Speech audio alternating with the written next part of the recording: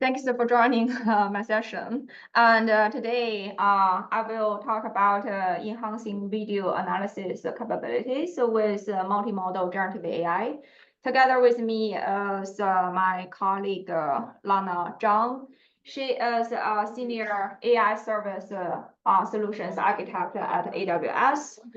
And I'm a generative AI solutions architect. I'm also from AWS. All right. Let's get started. So this is a long agenda, but I guarantee you our presentation is very short. So we will keep the fun stuff in the demo part.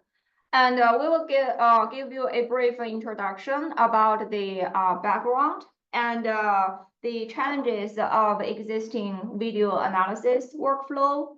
And then we will introduce how multimodal generative AI can help with the video analysis workflow. And you will also learn the AWS multimodal generative AI services that can be applied in designing this video analysis workflow. And Lana will show you, demo of a solution built using this AWS services. And then we will briefly talk about the future work that can further improve this solution. And we will leave some time for Q&A. Okay, all right. So video analysis is of high demand by our customers from media, entertainment, education, advertising industry. And they are really looking for a flexible as well as scalable solutions to analyze their massive amount of video content and doing video search, content summarization, content moderation, and even to evaluate, their media assets against the company or industry policies, and so on and so forth. So let's take a look at one example in educational video analysis. Educational institute and edtech customers usually have a large amount of mixed model of content. So they need to retrieve this information from their content management system, which is mixed with text, images, and all kinds of videos. And another type of information retrieval need so they need to quickly find the specific segments from those long video content, right? So if you're only interested in one specific topic, in a lecture, so you want to retrieve that segment efficiently. And this search procedure needs the result to be accurate, obviously, and contextually appropriate for the educational purpose. And for content moderation use case in education context, so customers need to maintain the educational standards and filtering out those irrelevant videos or inappropriate content. So another example is customer policy evaluation, which is largely demanded by the social media customers. So they need to evaluate their media assets against these types of policies such as trust, safety, and DEI, and the industry-wide specific policies. And at this is the iterative process.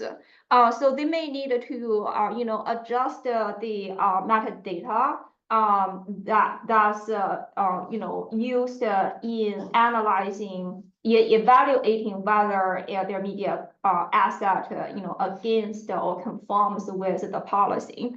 So for example, if your metadata has a tag violence, right. So, but your policy may need mild violence or moderate violence or extreme violence. Then, by reviewing the violence tagging results, you may need to change the score a little bit, right? So that this is an iterative process for this custom policy evaluation use case.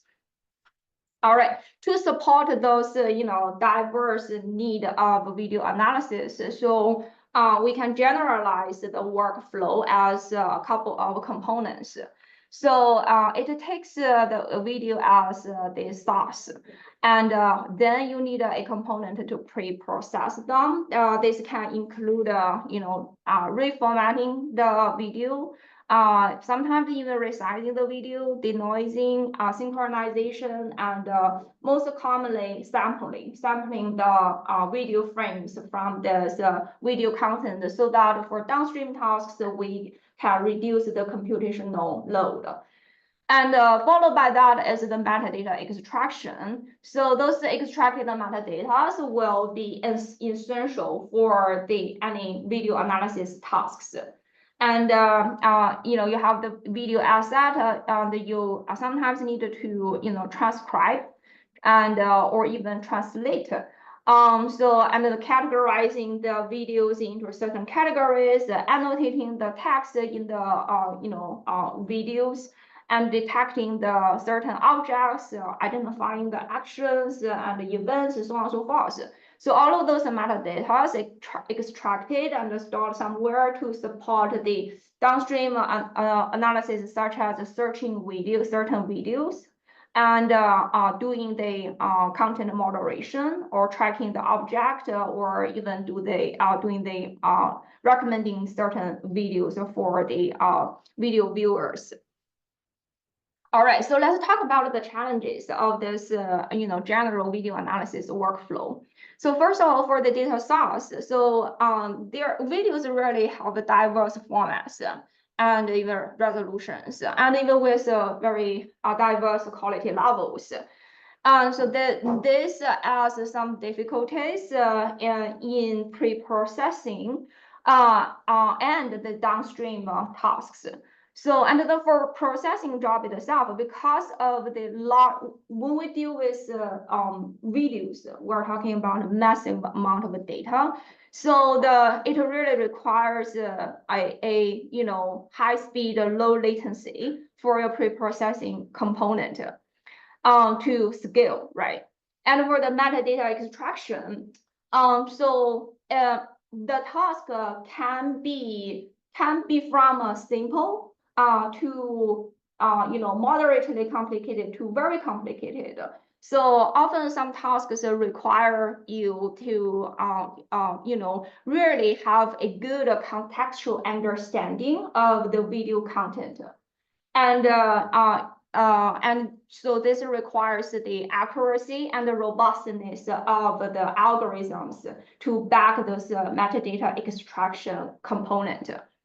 And then at the analysis tasks, right? So even though you have the, all the good metadata extracted, then you need to make the decisions to, serve for the diverse and complicated, end goals. And then overall, you always need to think about cost. So you want to optimize and reduce the cost so that you can deal with large amount of videos. All right, so now we have a powerful tool. So we have been talking about generative AI everywhere all day, and everyone is trying to use this new powerful tool to solve old problems. So how generative AI is going to help with our our video analysis workflow? So yeah, this is I believe it's a capability is right beyond what listed here. But we think, so for targeting the data source, we can use generative AI to generate a synthetic data.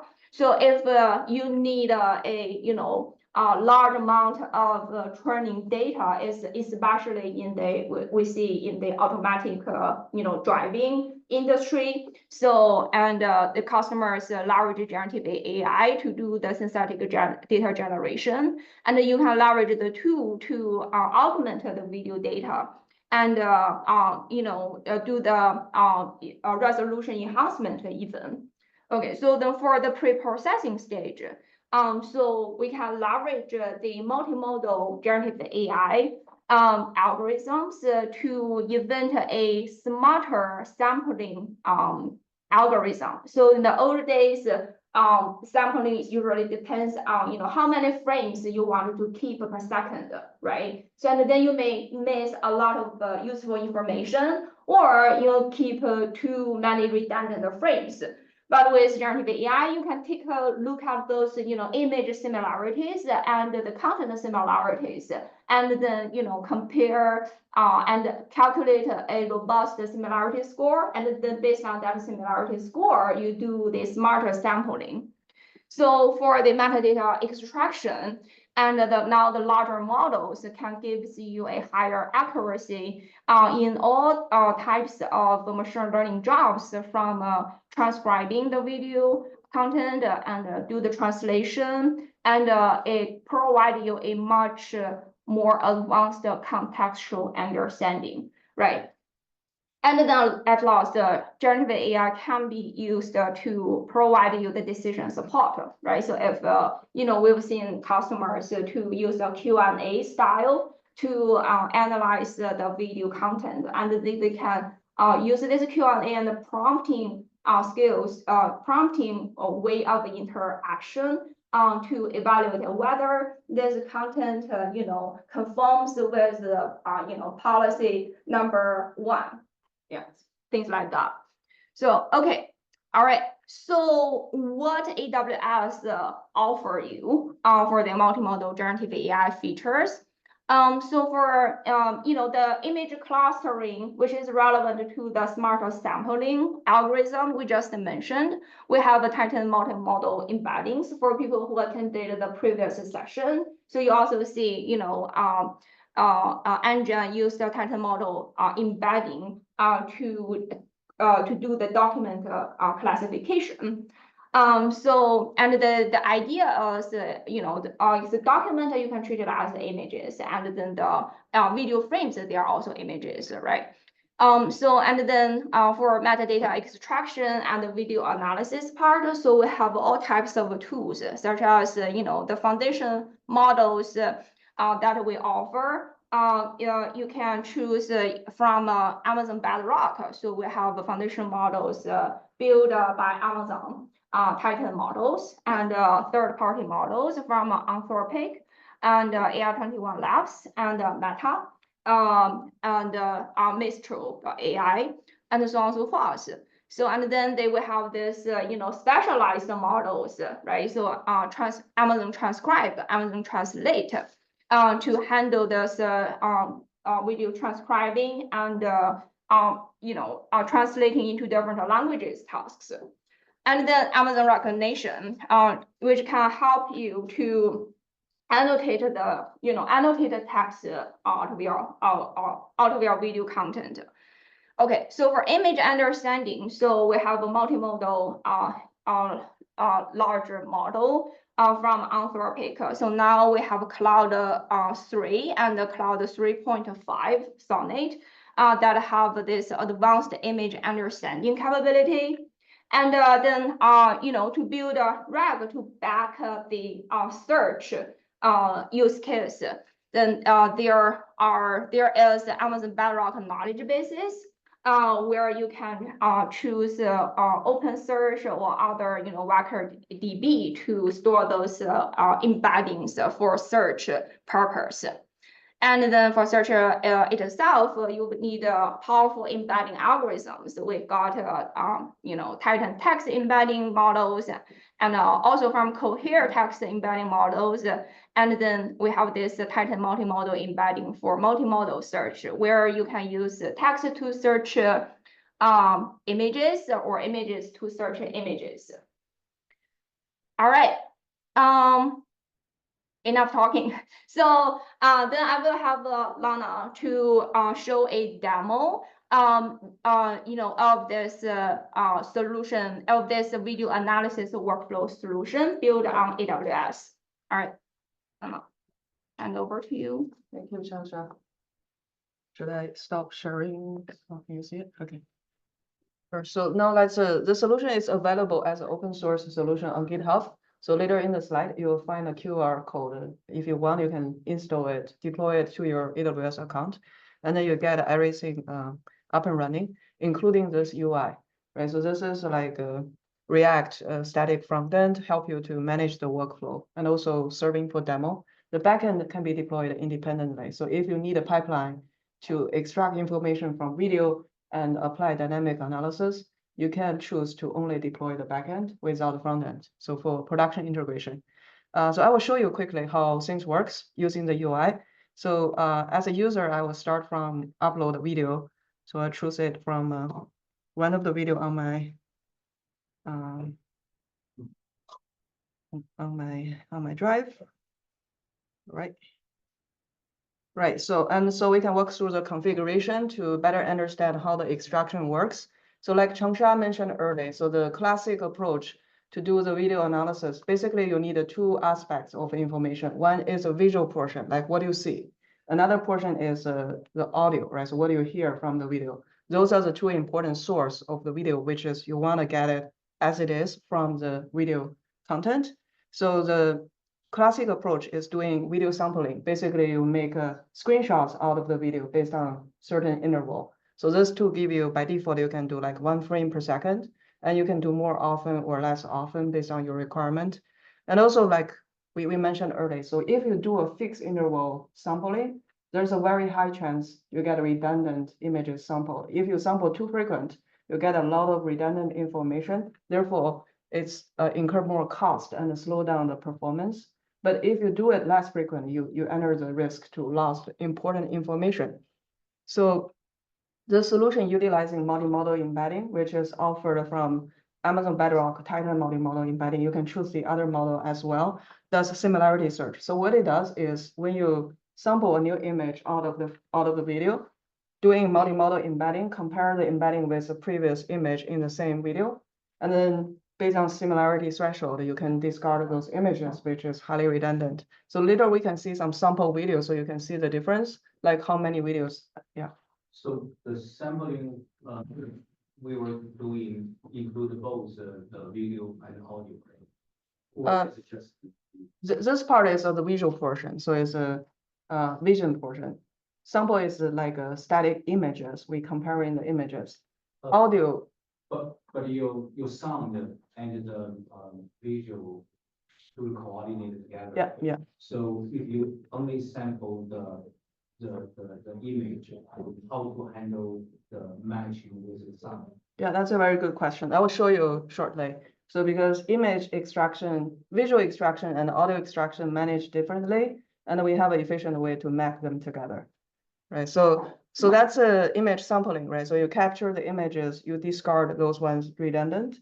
And then for each image frames we captured from the video, we applied multiple settings to extract information efficiently. So in this case, we're utilizing Amazon native services, like Amazon Recognition is a managed computer vision service, offers pre-trained machine learning models. So in this case, we're utilizing, you can enable 4 pre-trained models for label detection, celebrity detection, text OCR text extraction, as well as moderation, which is a classification, help you to flag unsafe information if there's a nudity, violence, suggestive, hate symbol in the image, right? So you can choose, you can uncheck them if for your use case you don't need those information. Additionally, for GenAI, we're utilizing the Amazon Bedrock Anthropic Cloud V3 Haiku model, which is the smallest V3 model, which is sufficient to describe each image frame. So shortly we can see what exactly generated by this, how the metadata looks generated by this capabilities. And then the second portion, so that's a configuration you can choose from for the visual portion of extraction. The second part is audio extraction. So in this case, we're using Amazon Transcribe, which is a managed ASR service, help you to do the speech to text transcription. The transcription is available in the subtitle format, which means you will see the timestamp, the transcription attached to the timestamp. This way you can efficiently align the visual and audio information together. And then there's some additional setting you can choose from. You can leave the default setting, but if you want to tweak, for example, for similarity comparison, I want to use my own threshold, right? So you can overwrite the settings from there. And then you just proceed to the next step. Under the hood, the application will upload the video into Amazon S3, which is a storage service, and then start the extraction process based on the configuration you just provided. Depends on the length of the video and the resolution of the video, and also the setting you have provided. It will take a few minutes to complete. Let's look at some of the video already extracted. So I will show you one of the samples. So this one is AWS Summit recording. Oh no, this is a race to the cloud. So this is one of the sample video we have produced. So I want to firstly show you the sample rate, right? So because we have enabled a smart sampling. By default, this video is about 3 minutes, 39 seconds long. By default, it should sample 219 images based on 1 frame per second interval, right? So by enabled smart sampling, it sampled a 143, which is around 60% of the images, right? So 40% were discarded because they were redundant. So this is depends on the video. The sample rate varies depending on the video, because this video is a fast-paced, professional produced video, which means the shot switch very frequent. As you see, the angle of the camera change very frequent. So therefore, there's a higher sample rate. But for many educational type of videos, so for example, I'm choosing this one. It's like a PowerPoint style, right? So you can see the sample rate is only around 7.9%, right? So which means 93%, 92% of the images were discarded. So this is a very valuable feature in terms of cost optimization, because you end up only processed 8% of the visual images, and also improve the performance, right? So because you analyze less image at the end. So that's smart sampling. And the second part, the UI shows you insights, more shows you what's the system captured in the extraction stage, right? So for example, the first step, you will see all the information detected by recognition API, right? So for example, this portion is label detection, returned from recognition label detection. You can see different labels, and then navigate it to the corresponding timestamp to see what's being captured over there. And also this part shows the OCR, right? So it does extract text from the screen. So that's from the pre-trained model. And second tab shows you the transcription, right? So you can see transcription is available as a full whole dump, right? So you get a whole transcription across the video, and also a breaking down by subtitle, right? Subtitle, this is a built-in feature provided by Amazon Transcribe. So you receive the transcription mapped to the timestamp, and therefore you can easily map the visual portion to your audio. And the third tab is served as a QA feature.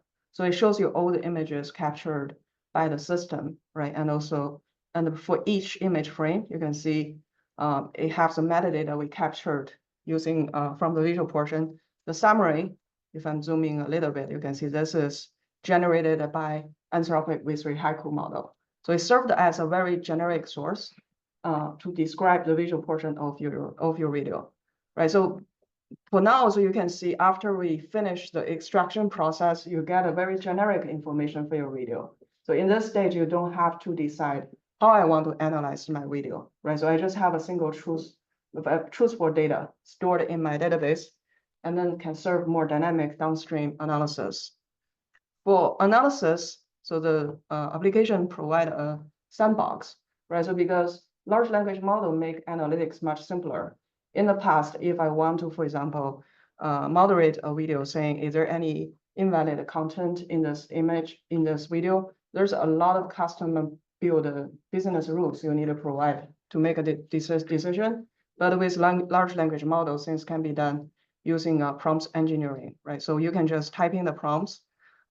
So in this case, for example, I'm saying, you are a reviewer. I want you to review this video.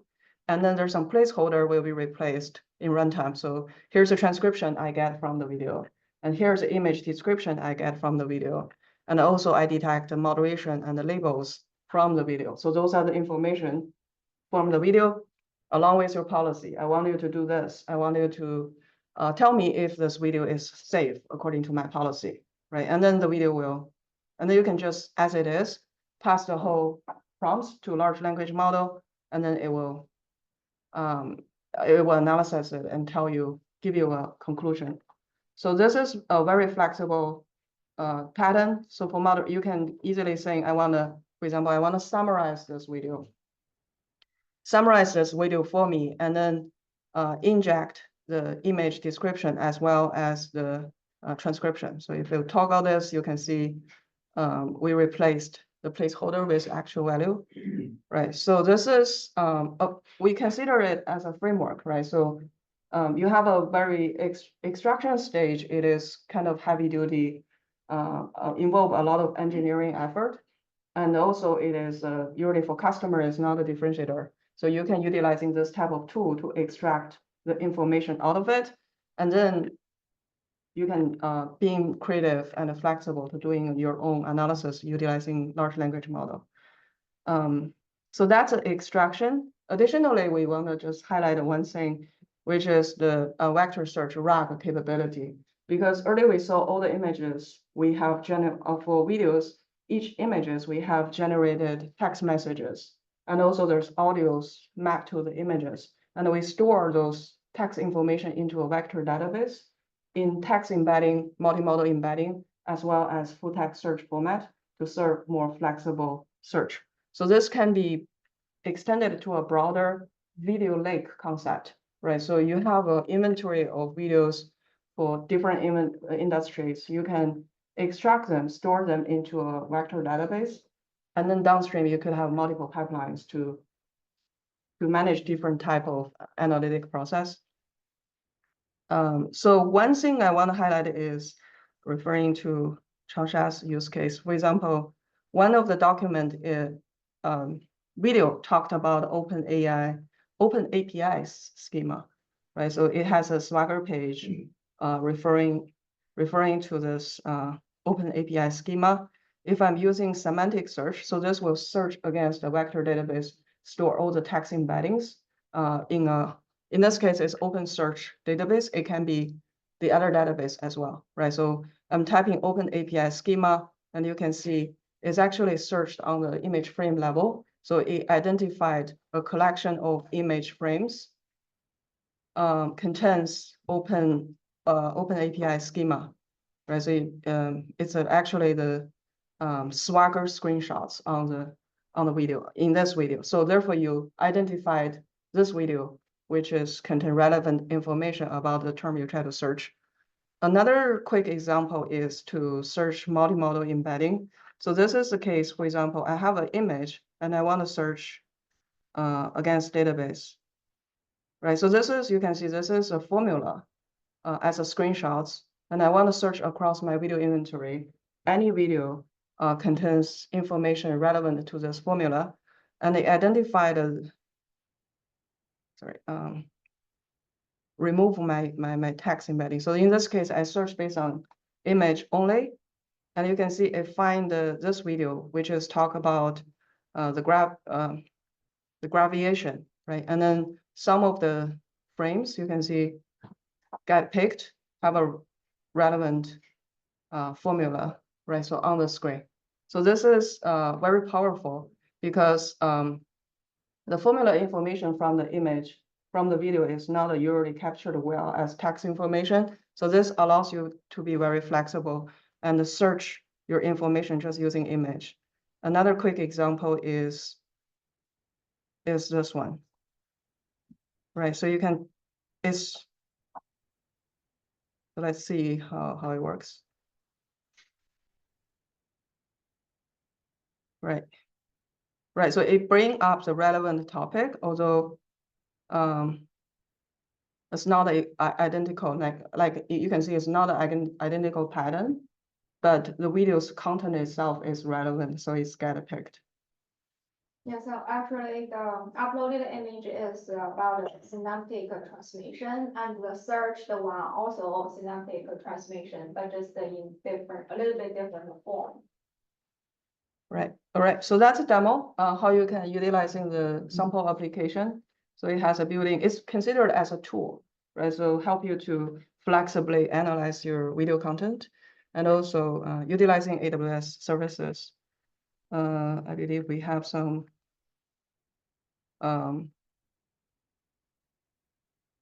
Yeah, so there's a blog post and also comes with a GitHub repo. If you're interested, you can give it a try. So it's like available as a CDK package, which is CloudFormation, DevOps CloudFormation scripts. It will deploy all the related service into your account in a few scripts. All right. That's the session. Thanks for participating. Any questions, feel free to reach us. Right.